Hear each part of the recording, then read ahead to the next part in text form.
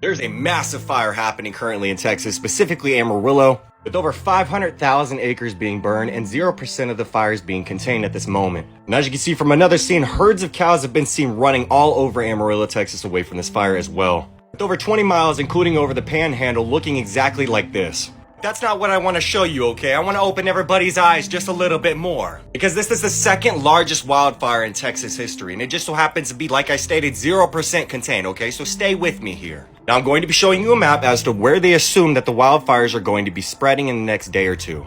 Like I stated, as you can clearly see here, the wildfires are now spreading into the Panhandle. Now, that's kind of weird because it kind of looks like this map. Do you know what this map is?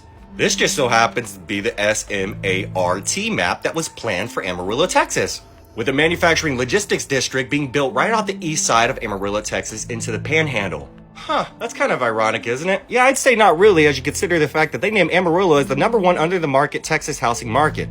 We have an existing Amarillo Comprehensive Plan, which is completed in 2010, and there's a state law that requires the cities need to have an updated comprehensive plan, she said. And so City Plan Vision 2045 is an update to the 2010 plan. You know what other city just so happened to have that same exact 2045 plan? Oh yeah, Viña del Mar in Chile. It just so happens to look like this after the wildfires a couple months ago.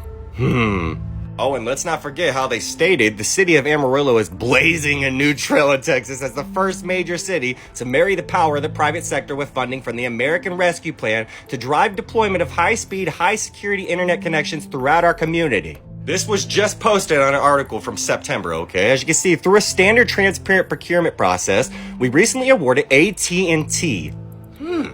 AT&T and a whole bunch of phone companies just had a major power outage in the United States. Wait a minute, one of those locations just so happened to be Amarillo, Texas.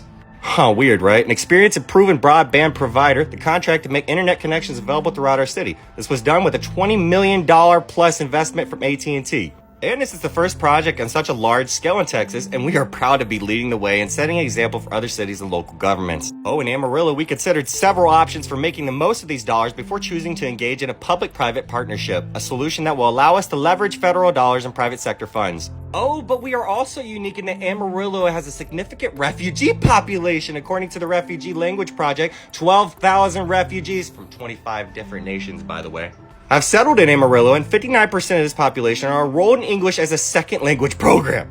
You said what? And what's really ironic about Viña del Mar is they just so happened to announce that Viña del Mar was supposed to be the first implemented S.M.A.R.T city headquarters, and Chile's government might or might not have deleted that completely from their website. Which is ironic because I have a screenshot, so what the fuck are you going to hide anyway?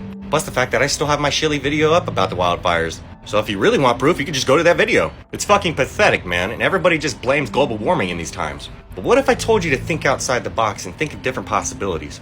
What's the quickest way to obtain private land? Well, you make it turn into a slab. That way you can rebuild with absolutely no cost being involved. We as humanity do not deserve to strive upon this beautiful green earth. We deserve to have technology completely eradicated from our existence and have a reset. Because we as humanity and our supposed leaders assume that we're so superior. And assume that we as humanity cannot be shaken off like fucking fleas. I'm just saying, you and me can be part of a new change. A new kingdom of humanity being created. As to where we live balanced lives with nature. Equally cherishing what we have around us. What this beautiful green nature can provide for us outside of pharmaceutical companies. There are so many methods of naturally healing, but we refuse to face their existence.